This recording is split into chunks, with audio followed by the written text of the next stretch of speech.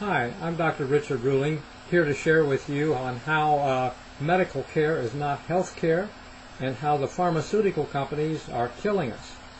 I'm referring to a recent article posted on livetradingnews.com citing the CDC, which says that 91 Americans each day are killed by opioid drugs. And that article there cited the pharmaceutical companies as giving $48 million to 68,000 MDs for their prescriptions to opioid drugs.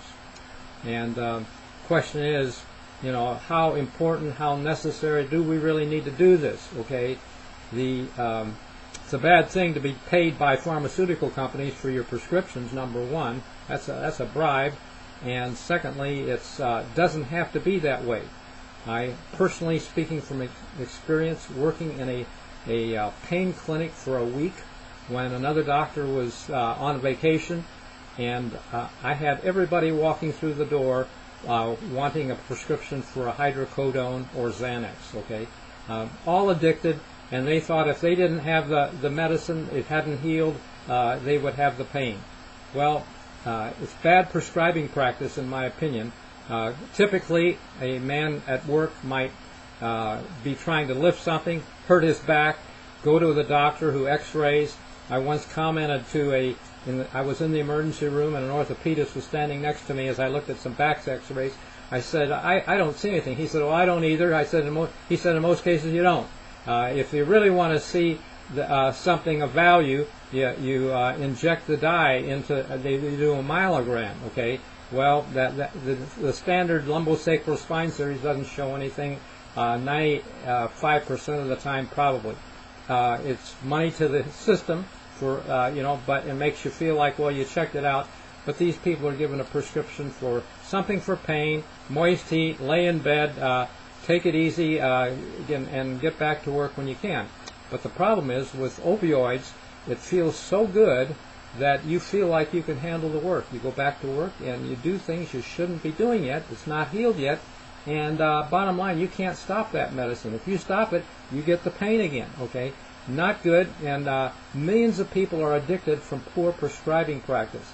I can honestly say that I never initiated such a prescription. In other words, if they weren't on it before, I didn't give it. I gave Tylenol with codeine, or that's an opioid, by the way, but very low habit-forming likelihood compared to hydrocodone, OxyContin, and that kind of thing.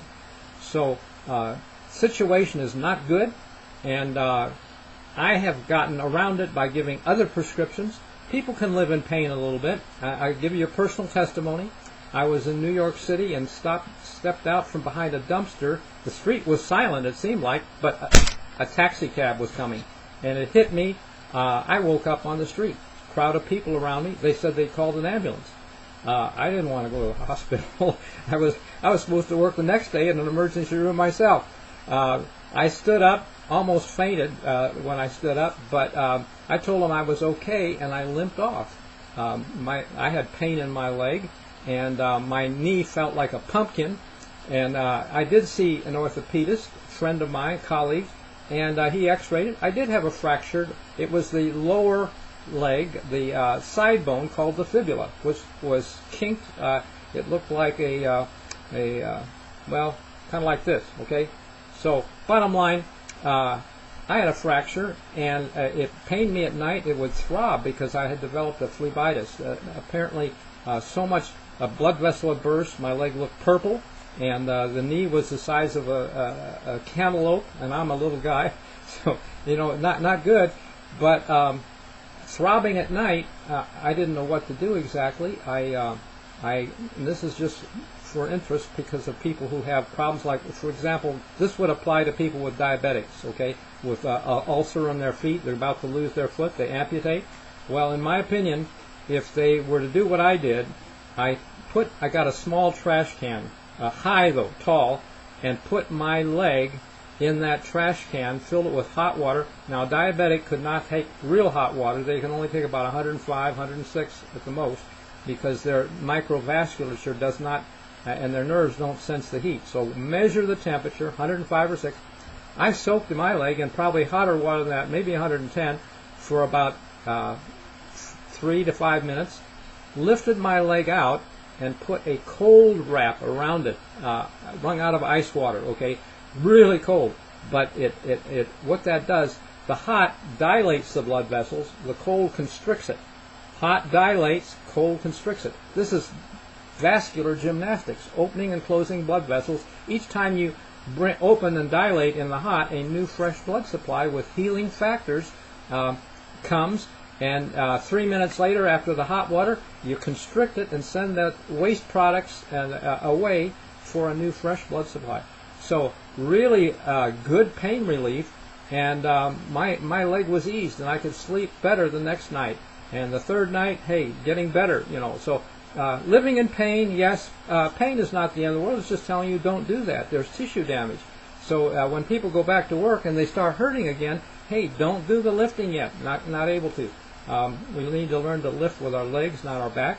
But bottom line, I've had personal experience not prescribing, and people, if they really want those habit-forming drugs, they can go somewhere else, basically. But this does not have to be done in this country, and the pharmaceutical companies are as guilty as hell, in my opinion, for paying doctors to write prescriptions for such habit-forming drugs with such a propensity.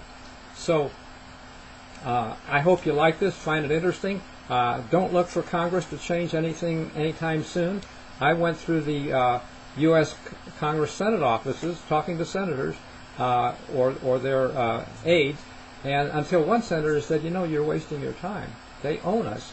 Speaking of the pharmaceutical donations to their re-election. So, bad situation in this country. Dr. Marcia Angel, who was editor of the New England Journal of Medicine, told 60 Minutes that the drug companies give $400 million a year to re-election campaigns for Congress. What a bad situation this is. That should be outlawed, and Congress should take the same medical care system that we get, and if they want Obamacare for everybody, they should take it too, etc. Make it equal, and bottom line, we can do better getting real health care, and I have a website that shows a better evidence of what real health care is, not Obamacare. If you like to go, it's richardruling.com. It's my website, and at the bottom is another video that you might find of interest, supplementary information to what you've heard here. Thank you for taking the time. God bless you. Look forward to seeing you.